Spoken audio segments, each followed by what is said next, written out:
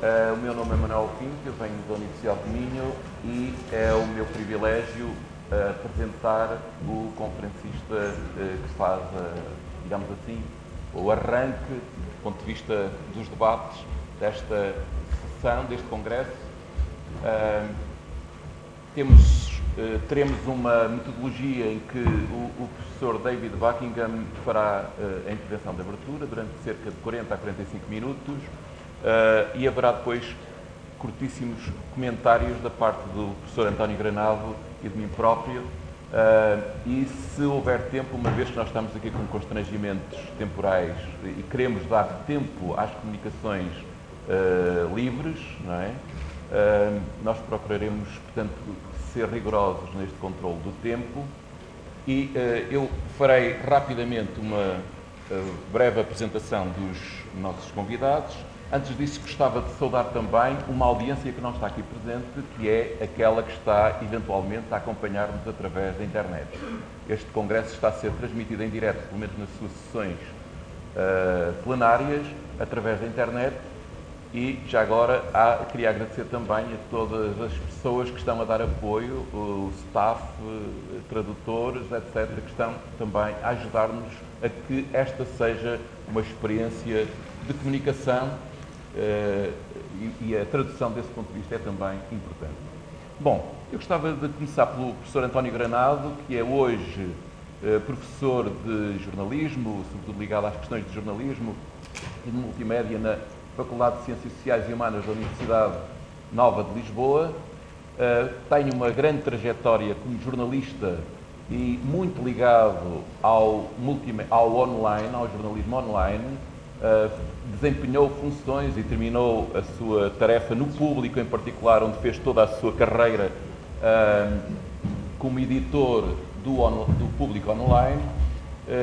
Trabalhou depois alguns anos no jornalismo multimédia da RTP e hoje está praticamente dedicado ao seu trabalho como docente académico e investigador na Universidade Nova. É autor, e se calhar é um lado menos conhecido de muitos de vocês aqui, é autor de um dos mais antigos blogs portugueses, o Ponto Média, que revela, digamos assim, esta atenção que o António Granado sempre teve, uma atenção crítica relativamente à atualidade e, em particular, à atualidade do ciberjornalismo e do online em geral. O professor David Buckingham, bom, eu tenho o privilégio de o acompanhar e de ele me ter, de alguma forma, guiado desde os meus inícios também, e quero começar por agradecer essa marca, digamos assim, essa orientação que ele foi fazendo, mesmo que não formalmente, mesmo que tenha sido informal, e fê-lo, com certeza, para muitos de nós que lemos os seus livros. Hoje é uma espécie de oportunidade de, cara a cara, podermos ouvi-lo e, eventualmente, mesmo que não o possamos fazer aqui em plenário, estamos a falar com ele nos corredores. Ele é hoje professor emérito da Universidade, que tem um nome terrível para pronunciar em português, Loughborough, creio que não me disse assim uma grande barbaridade, no Reino Unido. Além disso, é professor visitante de uma instituição norueguesa, Norwegian Center for Child Research, que curiosamente teve uma importância grande através de um professor desse centro no lançamento dos trabalhos, por exemplo, da Sociologia da Infância, em particular na Universidade do Minho. Por outro lado, obviamente, quando nós pensamos no nome do professor David Buckingham, pensamos nos seus livros. Digamos, é o primeiro contacto que temos com ele. Ele é autor de cerca de 30 livros, eu diria que a uma média quase de um por ano, às vezes até mais do que um. Lembro-me de ter visto num ano, pelo menos, uns 2 livros. Mas este é um trabalho que não é um trabalho, digamos assim, produzido pela quantidade, é um trabalho que é assente numa quantidade impressionante de projetos de pesquisa com fundos diversos que de alguma forma deram origem depois a esse trabalho partilhado depois com a comunidade, não apenas de académicos, mas dos operacionais no terreno, porque muita desta investigação que o professor David Buckingham desenvolveu, fê-lo com professores nas escolas, com crianças, em diferentes contextos de educação formal e não formal. Além disso, foi consultor de diversas organizações internacionais, como a Unesco, como a Comissão Europeia, como outras instituições do sistema das Nações Unidas e também, digamos, instituições britânicas como o Governo do Reino Unido e também a entidade reguladora do Reino Unido, que é a Ofcom. E bom, eu não gostava de prolongar muito esta apresentação do seu CV, porque nunca mais sairíamos daqui. Dava de imediato a palavra ao professor David Buckingham.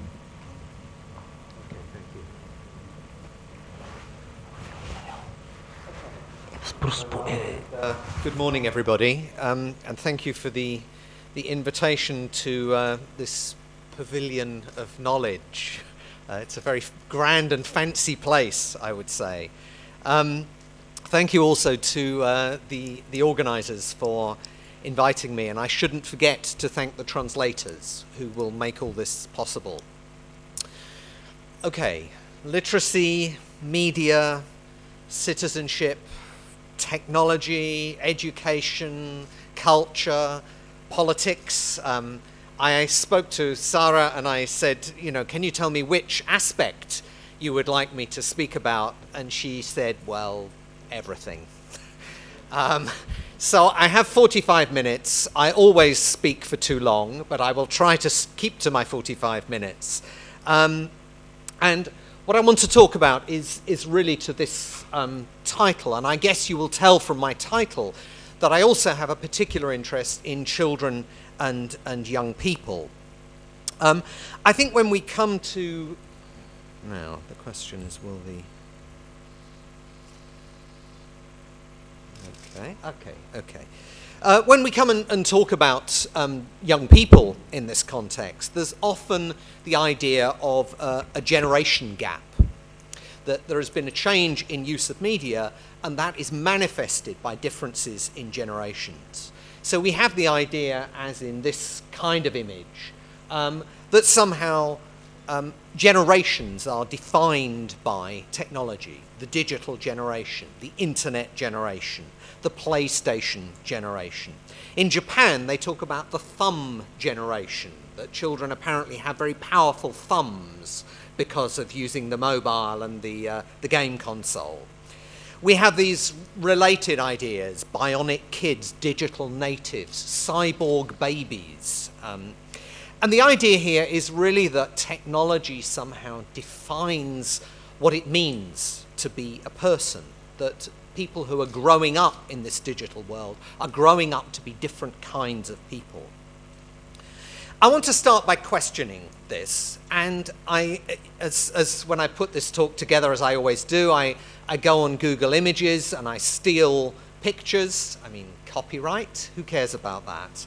And I would like you, as I go through, to try and think about and to question some of the visual images as well. We find lots of these images, the child engages with technology and a world of wonder appears. Or alternatively, the child engages with the technology and some very powerful, harmful influence, almost pulling the child into the technology, into the digital world.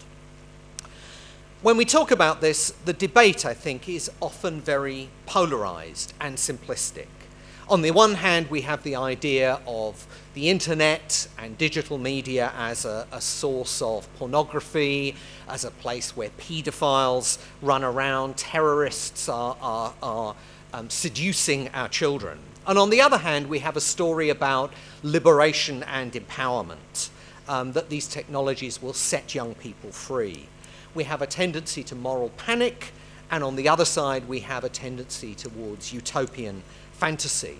And the public debate, and I think perhaps our own thinking, often shifts from one to the other in a very awkward way. It's got to be either one thing or the other. I think there is a problem, actually, with both sides of this debate. There's a danger that when we talk about young people, we construct them, we can define them in particular ways. We define them as super competent, or on the other hand, as endangered, at risk. And I think the problem with both sides of that debate is that they tend to essentialize, they tend to overgeneralize about children and young people. There's almost a kind of what some writers have called an exoticism. You know, we define the child as somehow other, as somehow different from us. We see them as exotic and strange. And I think in all of this, often the idea of childhood and our fears and anxieties and also our hopes and wishes about childhood are connected with our concerns and anxieties about technology. So we have a mythology about the power of technology that plays into our ideas about childhood, ideas of children as innocent and vulnerable, or alternatively, ideas about children as spontaneously, naturally wise and knowing. And I think all of this is very sentimental and really, in the end, very unhelpful. It doesn't help us to understand what is going on in kids' interactions with technology. So my aim is partly to question and to tell you a rather different story. But do I think there is a generation gap? Well, yes and no. I think I would say, first of all, that we are witnessing changes, but the changes are not revolutionary. The changes are gradual or incremental. New technologies generally do not replace old technologies. Many new media forms use the forms and devices of old media. For many children and young people, and for many adults, our use of technology is pretty mundane. It's not spectacularly creative or empowering or liberating, or indeed spectacularly dangerous. It's fairly banal, fairly mundane. I think we know now from research that this idea of a big generation gap, of a big difference between the generations, is really overstated. In some cases, young people are the early adopters of technology, but in some cases, actually, it's older people. In fact, social networking now is being taken up. The biggest expansion is among older people. It was older people who took, first of all, to mobile phones and to microblogging, to Twitter. I think there's a danger of always seeing young people as being in the avant-garde of change here and overemphasizing the differences between generations. I think also we need to be careful when we think about young people of simply generalizing about them. That, in fact, when we look at young people, there are still significant inequalities, digital divides in terms of access to technology, which are a lot to do with social class. And those divides are still very significant, as one of the speakers this morning has already said. I think there's also a danger, as we talk about this generation gap, that we present young people as somehow spontaneously competent, that young people are all cyber kids, you know, they're automatically, naturally able to operate technology. Whereas, again, a lot of research tells us that young people find technology sometimes frustrating, often quite boring. They often struggle with technology just as many adults do. And I think, finally, there is also a danger in this idea that we get to the assumption that somehow young people are fascinated by technology in its own sake, that technology will make an enormous difference because of its power, its inherent power to motivate young people. Now, I think that may apply to a minority of young people, but actually most of them are really only interested in technology in terms of what it can do with them. They want to socialize, they want to pursue interests and hobbies and so on.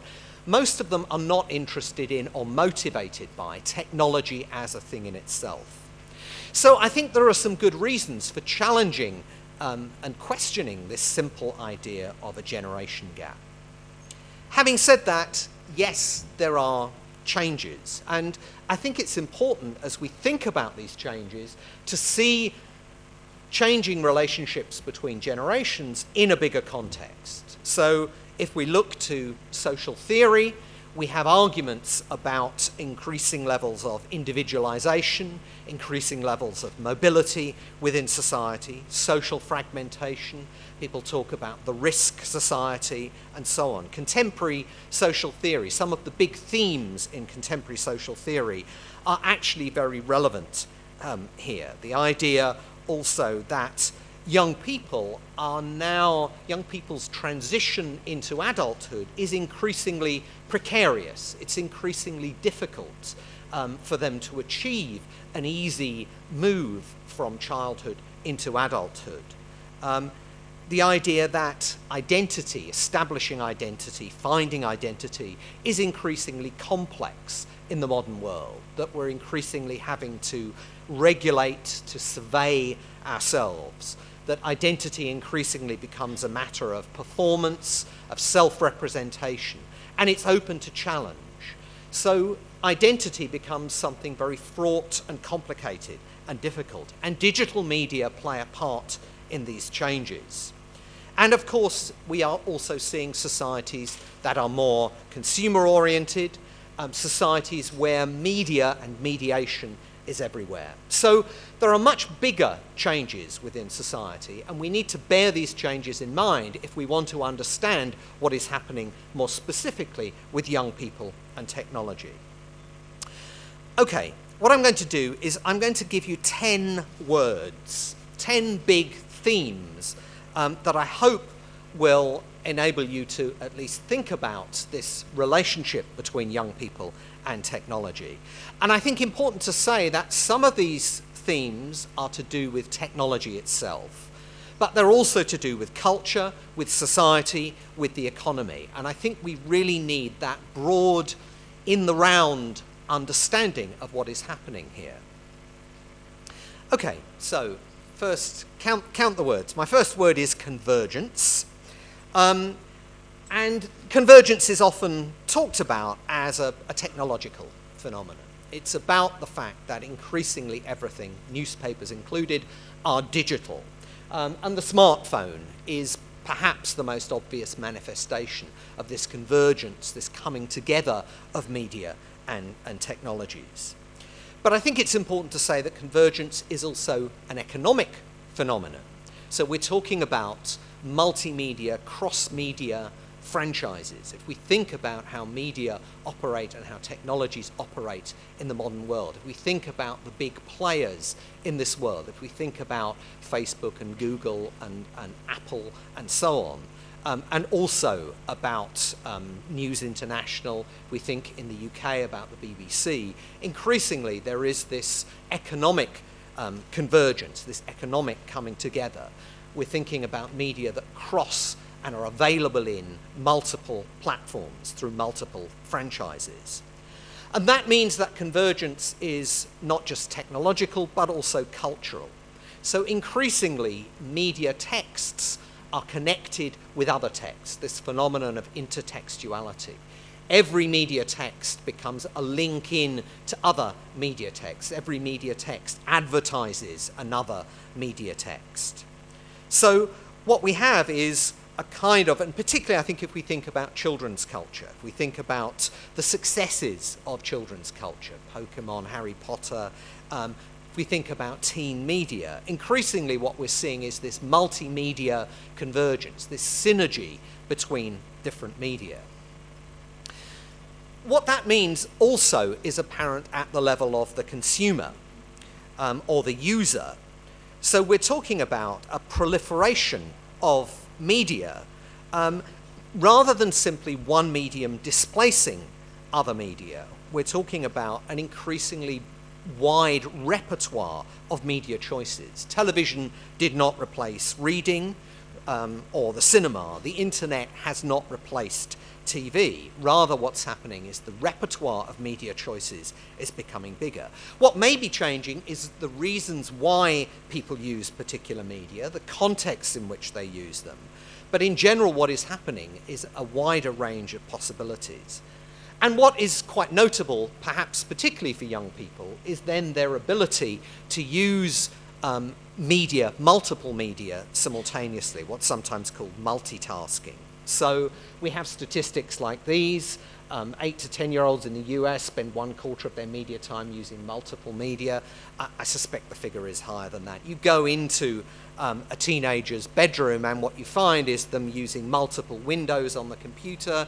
They've got things going on the smartphone, perhaps the TV is on, perhaps music is playing, and they're shifting from one medium to another. There are different ways of looking at this. I mean, you can say that on one level, this shows young people's incredible ability to handle multiple sources at the same time, what psychologists would call parallel processing. They're dealing with different information sources simultaneously. Other people would say, no, on the contrary, actually, this is all about distraction, that we can't pay attention anymore. We're constantly distracted.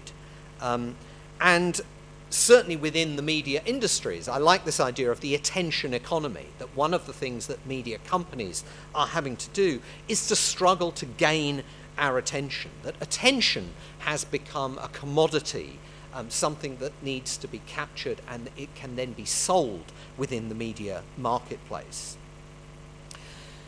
One other dimension of this is individualization. So we're talking about a context where access to media in the home and outside the home is increasingly individualized. So the days of family viewing have maybe not quite disappeared, but they're certainly declining. The idea that we used to have, people here may remember when we used to have one telephone shared among the family, you know, that idea has really disappeared. Young people have privatized, individualized access in the bedroom as well as access through mobile devices. I think there's a paradox here, really, in terms of how adults relate to young people. On the one hand, you could say that that individualized, privatized access undermines adult authority and adult control. Parents are fearful of the dangers of the outside world, so increasingly what they do is to provide their children with a media-rich environment in the home. They want to keep them safe at home, and so they provide them with all this access to technology. But of course, they then use that technology in individual, private ways, and the argument is that parents no longer know what is happening here in ways that they could know when there was only one television, only one telephone in the house. So the argument would be that actually it's increasingly difficult, not just for parents to know what's happening, but also for them to understand what is happening. And that can generate anxiety in itself. What are our kids doing on the internet? How do we understand what's happening on those screens? Likewise with mobiles, I think. You can say that adults often buy mobile phones for their children in order to keep them safe, so they can keep track of where they are. And increasingly with phones now equipped with GPS, it's possible for parents to track where their children are at all times. So you could say, on the one hand, the technology allows for greater potential for surveillance and control by adults. But also, of course, it allows children to evade that control. They can speak or text without parents knowing who they're speaking to, where they are. They can do it at any time they like. So what we have with these technologies is a kind of paradox. On the one hand, you have a desire for parents to control and manage what their children are doing with media, and yet also the media provide children with possibilities to escape that control. And certainly with mobile phones, you have that idea of the phone used as GPS. One metaphor that people have used here that I quite like is the phone as a digital leash. You know, the leash you would use to take your dog for a walk. You pull on the leash and your child has to respond. So it's a complex dance of control and resistance going on here. Okay, so on the one hand we have individualization, but my next word, I think this is maybe number 4, is connection. A further paradox, that technologies that are increasingly individualized are also technologies that are keeping us much more intensively connected with others. Researchers who've looked at mobile phones talk about this as constant presence or constant connection. the idea, again, particularly strongly for young people, that we are expected to be constantly available, that we can and we should be in contact with people even when we're geographically distanced from them. For young people, it seems to be rude if you don't respond pretty immediately to an SMS or to a Facebook message. And even these stories of young people sleeping with the phone connected in case they're contacted. At the same time, this is not an easy world, and I think one thing that we see is that the hierarchies, the power plays that are always at stake in young people's peer culture are arguably intensified. Peer pressure becomes much more of an issue when you can be contacted at any time or in any place. So cyberbullying or sexting would be one manifestation of this. I think it's arguable whether there's any more bullying online than there used to be offline. But nevertheless, I think we can say that your place within the peer group, your place within the hierarchy, is often more precarious. There is often a more intensified pressure around how power works within the peer group than used to be the case when it was simply face-to-face. Having said that, and I think I will say a little more about this in a second, important to emphasize that all these means and channels of connection are commercial. So on one level, we're connecting with each other, but we're doing so in commercial platforms. Facebook exists because it makes money. And actually, the art for the people who produce these and sell these platforms is to connect, to embed the technology in the dynamics of the face group, in the dynamics of the peer group.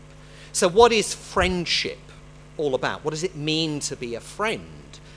Facebook has really got to work very hard to define what that is, to embed what it's doing, to embed those networks within the culture of the peer group. And it makes more money if it does so. So connection means profit to that extent. So again, different ways of looking at this. I mean, we can say, on the one hand, that this sense of constant connection is a positive development. Years ago, a man called Kenneth Gergen wrote a book called The Saturated Self. And I think he was quite positive about this idea that rather than being isolated individuals, we were now constantly, increasingly connected with each other. On the other hand, you have Sherry Turkle's book, which I'm sure you've seen, and if you haven't read the book, just go and look at the 15-minute TED Talk. She has a much more negative view of all of this, you know, that she argues that we're constantly distracted. We're never really there. We're never really here in the here and now because we're always elsewhere. Okay, that then raises some questions, I think, about my term number 5, identification. I've called this identification rather than identity because I want to suggest that identification, or the process of forming identity, is a process. It's not something that we either have or don't have. It's something that we constantly have to work to achieve. And I think we know already that the media are crucial in this process of identity formation. And I think you could argue that within media culture more generally now, the whole question of identity has become much more significant. If you think about celebrity culture, if you think about reality TV, if you think about makeover shows and so on, increasingly the whole question of who we are, how we construct and present ourselves is increasingly a preoccupation for different kinds of media. And the idea here would be that we are increasingly, as a result, involved in processes of self-surveillance, self-regulation. We are watching ourselves and we're constantly being watched by others. There are no private spaces anymore. Social success depends upon a kind of advertising of oneself. As I say, I think that's evident in many other areas of media, not just digital media. But if we look at social networking, it's very clear that identity is absolutely what the process is about. So it's about self-representation. And increasingly, again, what we find is that the companies who provide the platforms for this are offering us templates. They're offering us particular prescribed ways in which we can represent ourselves. These are not free and open spaces. They're spaces in which we are invited to define ourselves, but in very particular ways. If you think about how you frame your status on a platform like Facebook, how you are invited and how, you know, the questionnaire invites you to define yourself. You define yourself, for example, not least in terms of your consumer choices and your consumer preferences. So what we're seeing here is an intensification of this process of identification in the online space.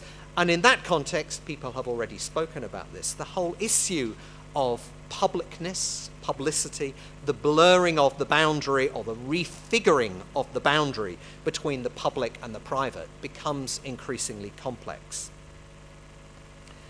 Okay, I think I'm up to number 6 now. My next word is credibility. I think all of this focus on presentation, representation, leads to a concern, a related concern about what is true and false. How do we make judgments about what we see and hear through digital media?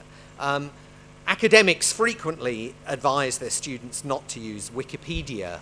Personally, I'm not too convinced that Wikipedia is less reliable than print, but even so, you know, the internet may be a wonderful source of information, but it's also a medium for self-aggrandizement, a medium for rumor, a medium for conspiracy theory. There are big questions here about how we evaluate what we see, how we identify and assess the sources of that information. Very often in the case of Wikipedia and other online sources, the idea is that the community of contributors will somehow regulate itself. And there are very interesting questions then about how reputation works online, systems of establishing authority and credibility. How do those operate online? How do we know who to trust? How does the community operate to regulate, to ensure that the voices that get heard are the trustworthy voices? It's a process really of self-policing in which mediators are increasingly important. Big questions also about ethics and copyright. And at the end of the day, questions about how knowledge, information becomes knowledge. How do we make sense of the masses of information that are now available? How do we take that on board? How do we process it? So I think there are a series of difficult epistemological and ethical questions going on here about how we evaluate, how we know what to trust, and also, as part of that, what we understand about how information is produced. Many people see this in a very positive light, and they talk about participation. Optimistic advocates of digital media, participation is a feel-good word. I think there are different dimensions of participation. We might want to distinguish between the kind of everyday interaction we would have on Facebook from the more active forms of digital creativity that we might experience on YouTube, for example, when we're sharing user-generated content, blogging, microblogging, forms of civic and political participation, forms of internet activism. I think there's a bit of a problem if we just put all of this stuff together and call it participation. I'm going to say a little bit more later around citizenship and this whole idea of the civic sphere online and the role of the internet in all of that. There's a lot of talk, certainly, about user-generated content. And again, I think we need to be careful. There's a kind of ideological argument going on around the whole notion of Web 2.0, that in some ways we've moved into this more participatory media age. The masses have taken control. The people now have the power to generate media content. I think we need to be quite careful, not least to ask ourselves, you know, who is active in these spaces? A lot of this participation is actually about work of one kind or another. And when you look at who is involved in these digital spaces, who is participating, very often it's the usual suspects. It's people who are already privileged in other areas of their life. So there are big digital divides in terms of participation as well. A further reason to be careful about all of this is that it is, by and large, a commercial process. It's money that is driving it all. What we're finding is that youth, and now increasingly children, are an increasingly important target market. But there is a shift in how marketing is being conceived. We've seen, or we are seeing, the end of traditional mass marketing. Old-style advertising is now being overtaken by newer forms of marketing. So we're seeing the advent of personalized marketing, pervasive marketing, marketing that is everywhere, that's impossible to avoid, marketing that is often impossible to identify in the first place. If you think about how marketing operates on a platform like Facebook, very often marketers are involved even without us necessarily knowing. When we're invited to participate, we're being invited to contribute to participate in forms of marketing appeals.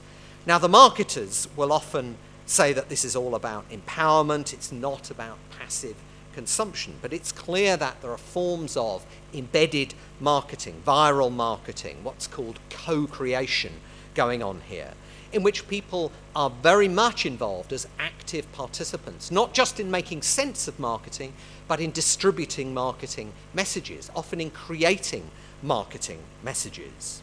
So what on one level people see as democratic and participatory is also simultaneously commercial. The tweeting, the tagging, the linking, the reviewing, the remixing, the gaming, all of this happens on corporate platforms. And of course these platforms are also important means of consumer surveillance. As we engage in these activities, they are also gathering information about us, and they are then selling that information to other people who are seeking to target us through this process of data mining.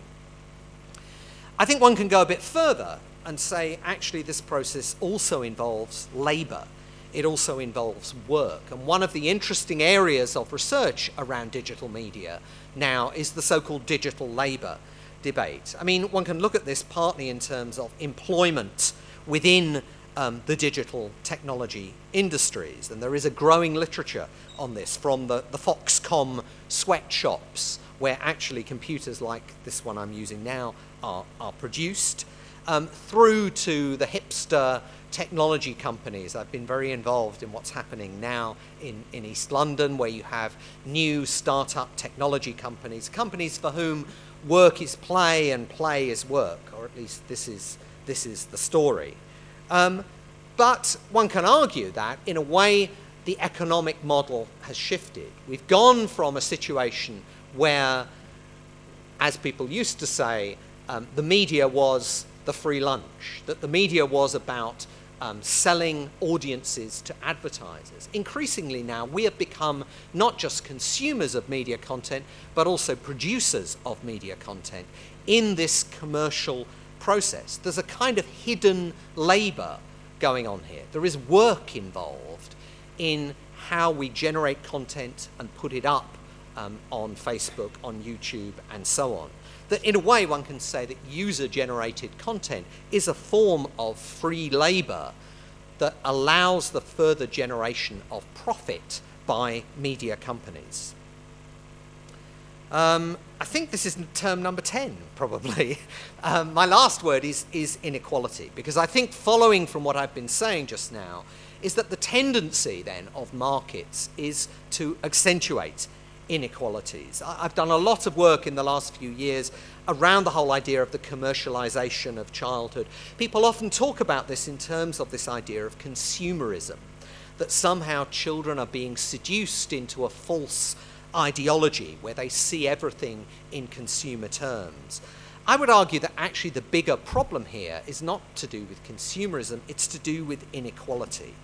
If we look within societies, and certainly if we look globally, it's clear that there are still enormous digital divides, not so much divides in terms of access to technology, but certainly in terms of what we might call cultural capital, cultural literacy. The knowledge that we need to use technology is unevenly divided within society. And I think that happens both on a global level, but also within the peer group, that there are inequalities of knowledge within the peer group that actually play into the operations of power within young people's peer groups. Okay, that was my 10 points, but unfortunately that's not the end. And I know I have another kind of 10 or 15 minutes. So I want to come back to these terms, so literacy, learning, citizenship, media, and so on. What I've been trying to do really is to tell you a complicated story. I don't think it's about either or. I don't think young people are being magically empowered by this technology, nor do I think that they are being somehow enslaved or exploited. It's actually complicated. And I want to move on in this last bit to talk a bit about media literacy as policy and education and also citizenship. I think in all of this, it's important to say that there are limits to what government can do, that we often look to government to give us the answers to any problems that may be arising. And I think in the contemporary world, there are limits to what government can do, because in a way technology is all the time escaping the ability to control it. But in a neoliberal world order, there are also limits to what government wants to do. Here and in the UK, across the world, we have governments that are fundamentally committed to the operation of the free market, to abandoning ideas of publicness and the public sphere. And so what we have is, on the one hand, a government that will talk about and mobilize fears of social collapse, fears about childhood being under threat in particular. Childhood becomes a political symbol in this world. There are fears about change, fears about the loss of innocence, fears about damage and risk to childhood. And media are often seen to be crucially important in this. Media are the agents of modernity that are really destroying childhood. And increasingly there is talk about protection and safety, and within schools, I think, a return to a much more authoritarian mode of operation. The focus very much on the regulation and control of children. And we can see this in media policy, in cultural policy, and in education policy. So we have that, but at the same time, there are limits to what government wants to do. There are limits to what government can possibly do in terms of regulating and controlling technology. So for government, from a policy point of view, this is a very difficult double-edged situation. Media literacy, people already mentioned Ofcom, and we have had in the UK, we have had education about media going back probably 70 years. Certainly we can look back to the 1960s and we can see a lot of evidence of people teaching about media in schools. We've had established courses about media in schools since the 1970s. Lots of children will study media both as a specialist subject and also as part of their general literacy education within the mother tongue language, English. What happened about 10 years ago, a bit more than that, was that the government, after spending a very long time trying to ignore this, denigrating this, suddenly discovered the idea of media literacy. And as it created a new body called Ofcom, this is Ofcom's very fancy building in London, just by the river, it created a new media regulator. And what we saw was, for those of us who've been around for a very long time, what we saw was a very strange enthusiasm for media education, or more particularly for media literacy. Here we had a government minister, the Minister of Culture, Tessa Jowell, at the time, a little more than 10 years ago. She said, "I believe in the modern world, media literacy will become as important a skill as maths or science. Decoding our media will be as important to our lives as citizens as understanding great literature is to our cultural lives." And I remember being there when she gave this speech and thinking, what is happening here? You know, we've spent so long feeling like we're on the margins, and suddenly the government is telling us this story. We had a Communications Act, a new law in 2003 that created Ofcom. It was part of a bigger change in media regulation, and I think it's important to say that it was broadly a shift towards a free market model.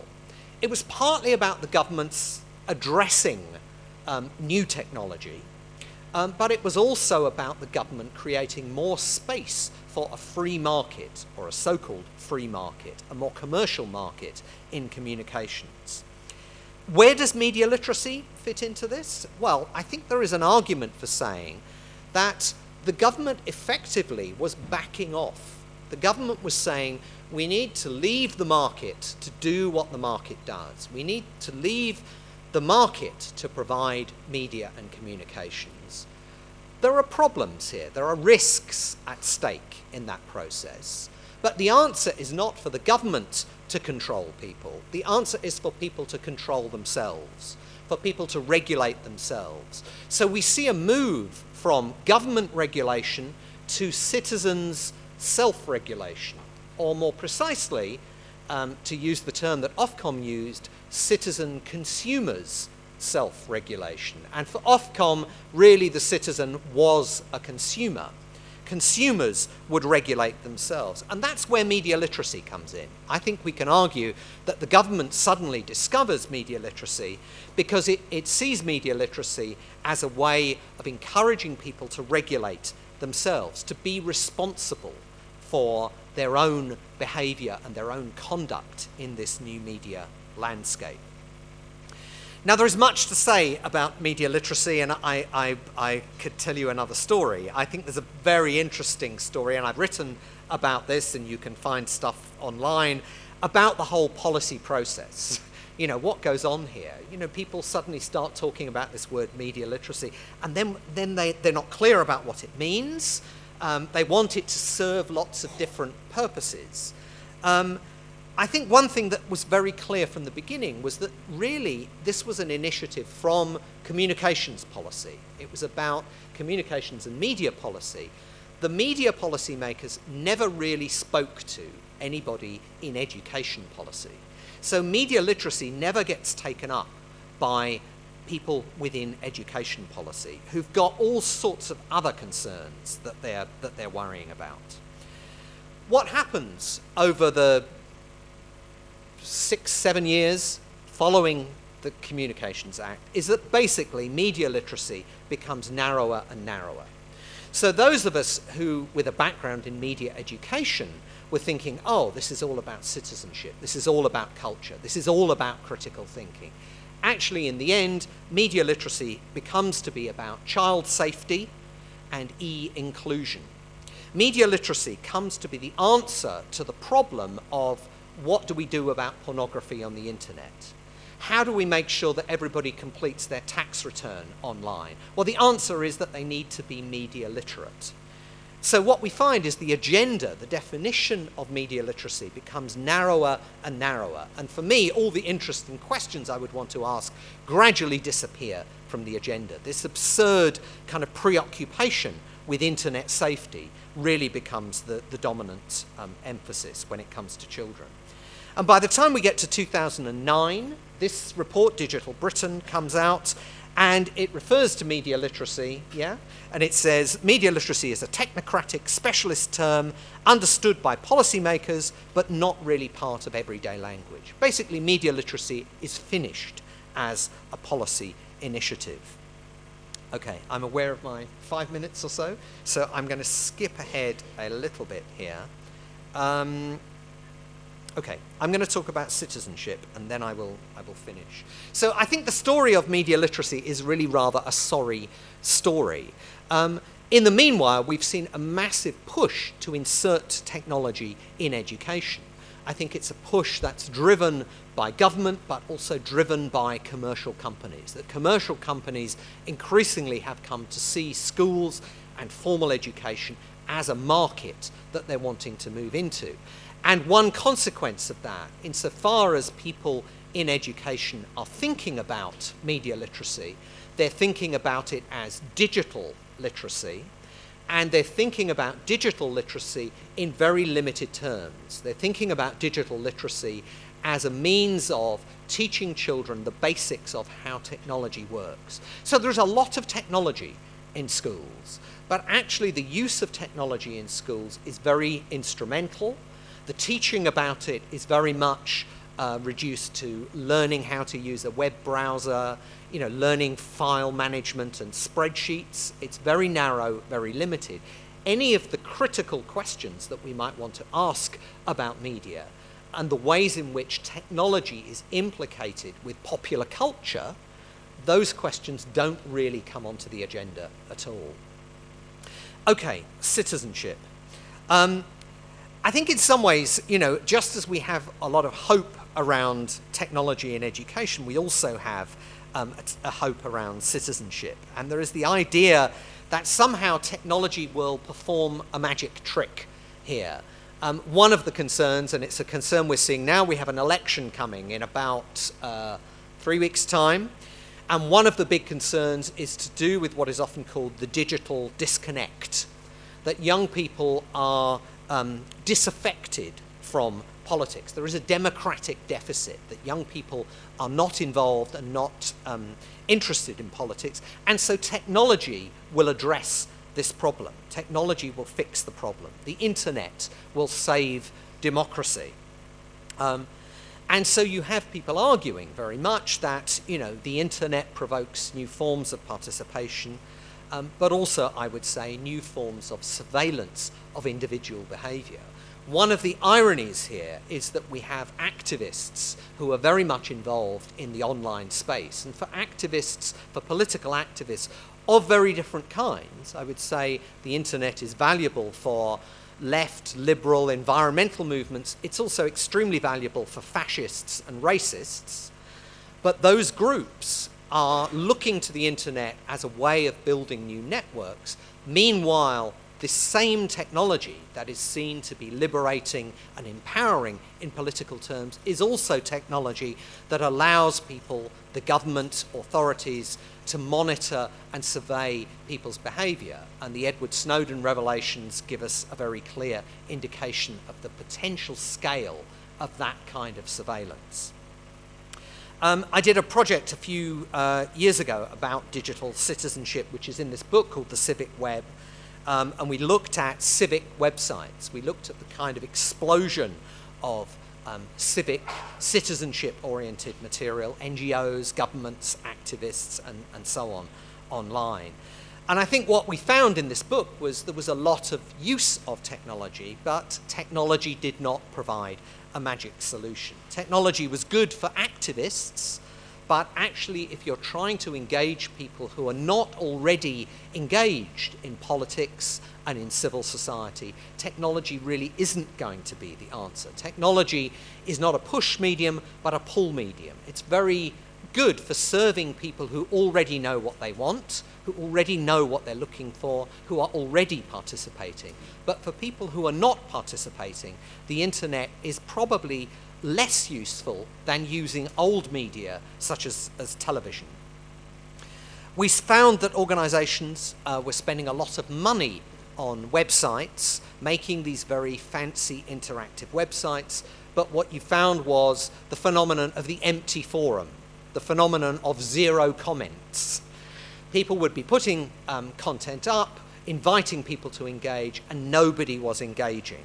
So interactivity, the creation of opportunities to interact, does not in itself produce interaction.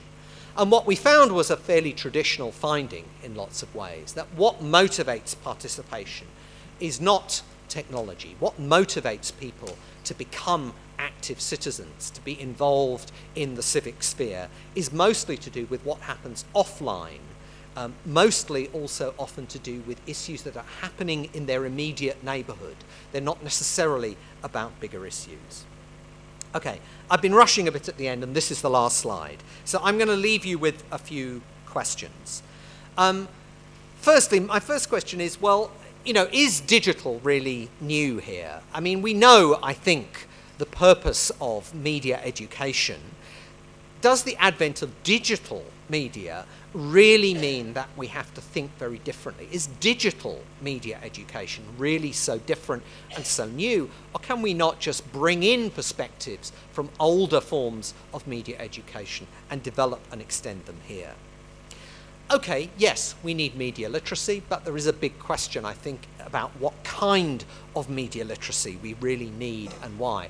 When I look at a lot of the things that people now do in the name of media literacy, look at what regulators are doing in the name of media literacy, it seems to me very much about making children well behaved, making children safe.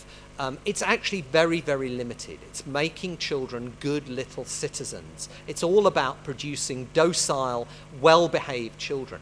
All of that critical edge, that sense of opposition, that was one of the big reasons why I got into media education, a lot of that has disappeared. Media education has, or media literacy, has become very bland. Can digital citizenship really make up for the limitations of non-digital, ordinary citizenship? We think there is a crisis in citizenship, in democracy. Is technology really going to be the answer? And if technology is the answer, then perhaps the question was pretty stupid in the first place. Yes, there's a danger if we ask stupid questions that we end up with stupid answers. And for me, very often, technology is a stupid answer to a stupid question. And at that point, I will finish. Thank you.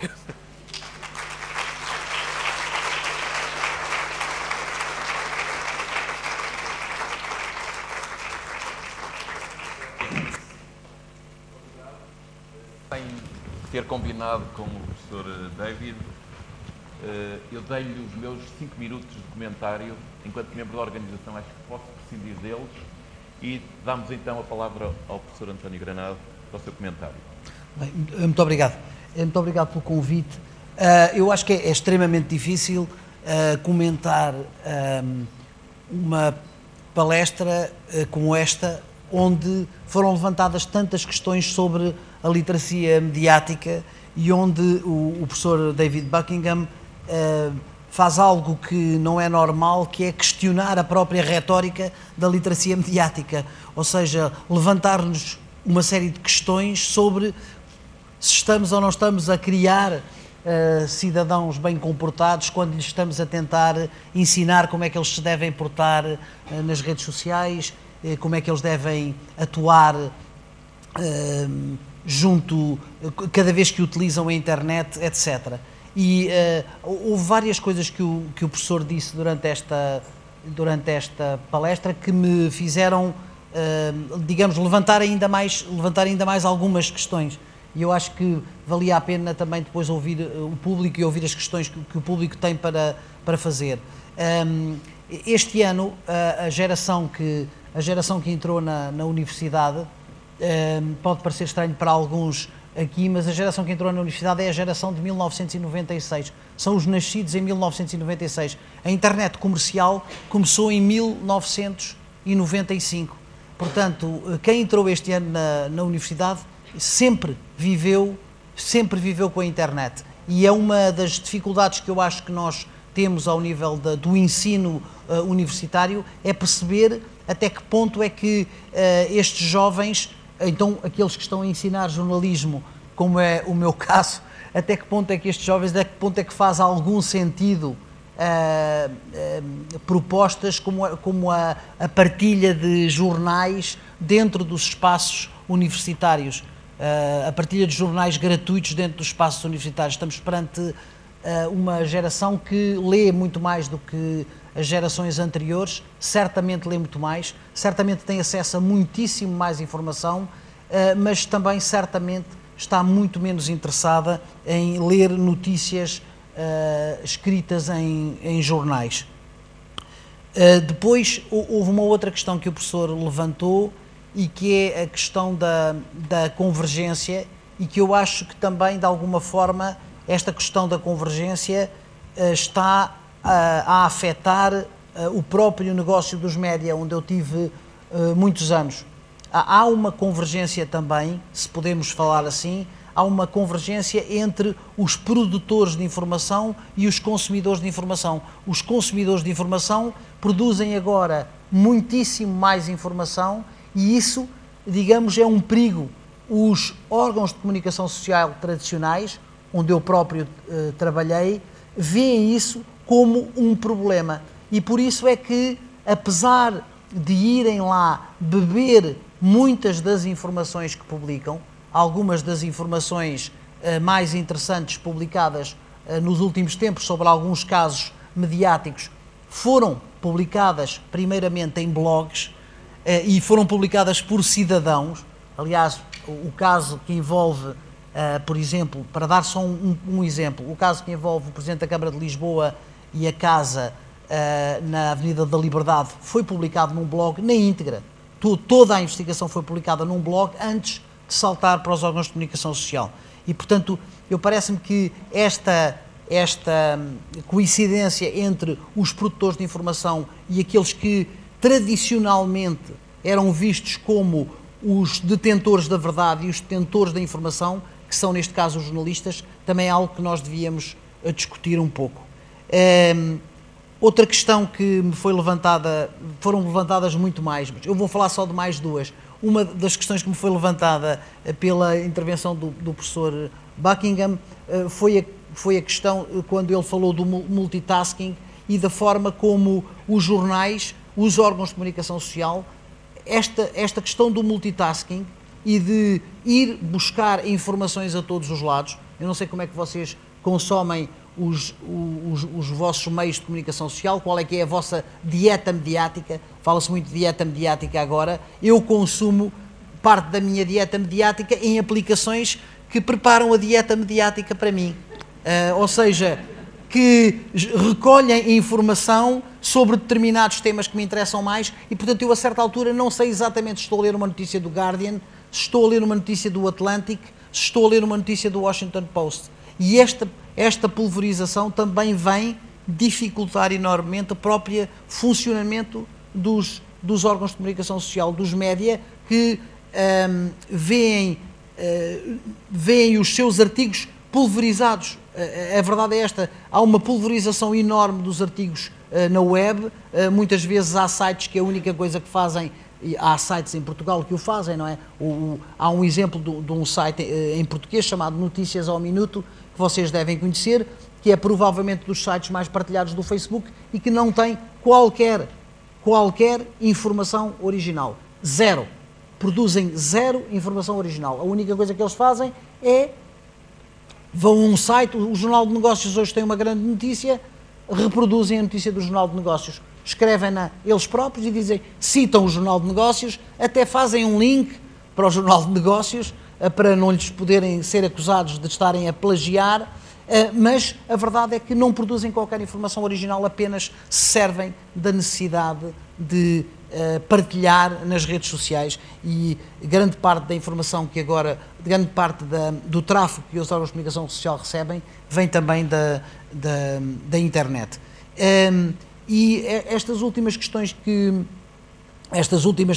o professor levantou, aquela que me preocupa mais é provavelmente aquela sobre como e o que exatamente nós devemos estar preocupados em ensinar no que diz respeito à literacia mediática aos nossos estudantes. É evidente que para estudantes de jornalismo o que eu normalmente digo é que o jornalista, digamos, o seu único valor de um jornalista vem do seu nome profissional, e portanto o que eu lhes digo é que atenção ao vosso nome profissional, atenção à forma como utilizam o vosso nome profissional nas redes sociais. You will be googled.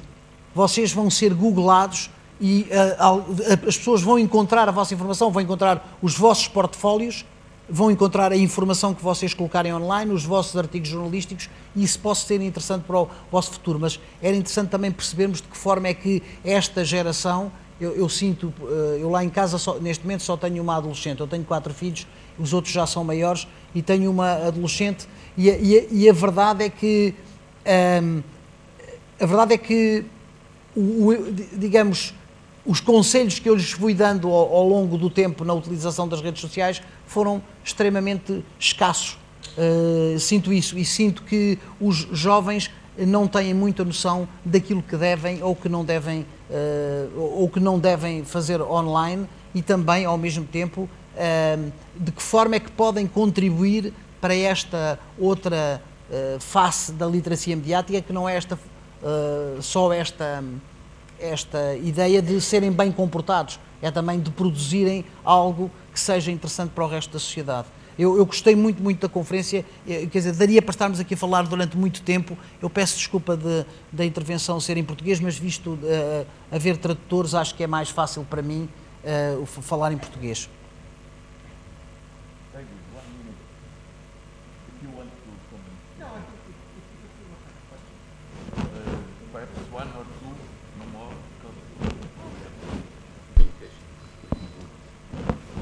Okay.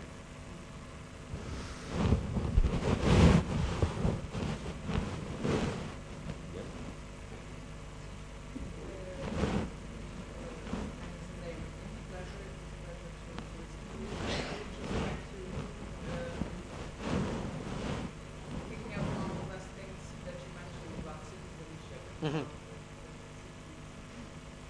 Thank you. How internet or technology can serve us to become the web citizens. It would be interesting to hear more about that, because there are initiatives of civic hacking and trying to include contents about how to use technology to be a more participative citizen. And I think that look at the future would be like the good practices that are being done in the world. That's something that maybe you could share something about it with us. Thank you. Sure. Yes, I was going very fast at that point, and it's a whole other story, I think. I mean, when we did our research for that book, we were really looking at a point of transition from Web 1.0 to Web 2.0. I don't think I believe in that distinction, really, but and a lot of Web 1.0 is still there. A lot of those websites that we looked at are still there. I have to say, I find it all a very ambivalent process, really. I think on the one hand, there are enormous possibilities for people to engage online, but I would still maintain, I think the problem is that very often people who are doing this they're preaching to the converted, we would say. They're preaching to people who are already active. And if you're already active in a political movement, there are great opportunities. There are also great opportunities for the government to observe what you're doing, and that's maybe a problem too. But I think the real challenge, in a way, is how do we engage people, probably the majority of people, who don't really know about politics or civic, social issues, and more to the point, are not really bothered about them. Yes? So again, in the UK, we have an election coming. There is this concern about young people don't vote. I actually think young people have very good reasons often for not voting. That not voting is an indication of a lack of faith in conventional, traditional politics. And I don't think that we should blame young people for being alienated from traditional politics. I think the problem is with traditional politics and not necessarily with young people, yes? In a way, I suppose I would say that the problem is that we've started with a stupid question. Can the internet save democracy? You know, can the internet solve the problem of democracy. I think we actually need to look at democracy, or we need to look at existing political systems and understand what is wrong with existing political systems before we start looking to technology as the answer to that problem. Yeah? So in a way, my response is to say, or what I've tried to do, certainly in that research, is to ask the question the other way round, to ask a different question. Yeah? But you should read the book. Yes. Só mais uma. Rápido.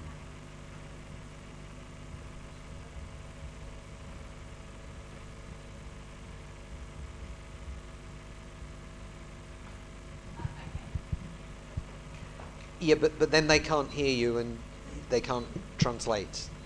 Yes.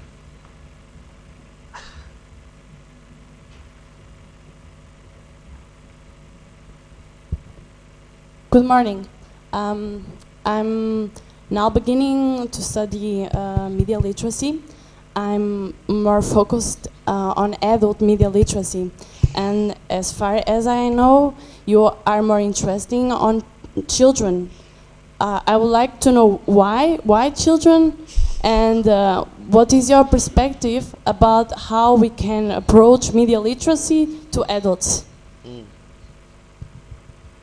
Yes, I think your first question is a really good question. And it's a question I often ask myself. Because I think always there is an assumption that if children need media literacy, then children are the problem. And of course, a lot of the rhetoric about young people and technology almost suggests the opposite. It almost suggests that children actually know everything and adults are really the problem. Adults don't know about this. Again, I don't think it's either or. I think there are a lot of things that children don't know and understand about new media, yes? And equally, I think there are a lot of things that adults do understand about new media. So I think this, in a way, the distinction, you know, children know nothing and they need media literacy because we need to protect them. It's always us, you know, we have the answer, that you know, we will give them the answer and then they will be enlightened. It's a very traditional view of education, which maybe in this case is quite questionable, yes? I mean, there is a lot of work about adult media literacy that I do know less about. I mean, I'm an educator more concerned with children and with training teachers who teach children. My feeling is that always there is a problem that you have to address here, which applies to children as well as adults, which is, you know, why does anybody want to learn about this in the first place? Because we can decide from the outside, oh, you know, these people need media literacy. These people are lacking in media literacy and we need to give them the knowledge. But I think there is a real question, and perhaps particularly with adults, and particularly with older adults. It's older adults who are often seen to be the big problem here. Older adults have less access to technology. There's often an assumption that this is a problem and they should be using these media. You know, if people who are 60 plus, you know, if they're not online, they should be online. Well, maybe, but you know, what's at stake in that kind of moral imperative that they should be online? Why would they want to be online? And why would they then want, you know, why do they need media literacy? What do they understand to be their needs? And I think one of the problems with the whole media literacy argument is that it's premised on the idea that there are these people who are illiterate, you know, who are lacking in literacy. I think we need to ask the question, why do they, you know, what is their motivation? What is their need? And try to ask the question that way round. And I think that then is a question for adults, and particularly for older adults, as well as it's a question for children. Muito obrigado, Professor David Buckingham. Foi prazer tê-lo connosco e vamos continuar a poder conversar com ele mais um tempo. Vamos aos trabalhos de grupo, passando eventualmente ali pelo sítio onde se pode pegar num cafezinho. Até já. Okay.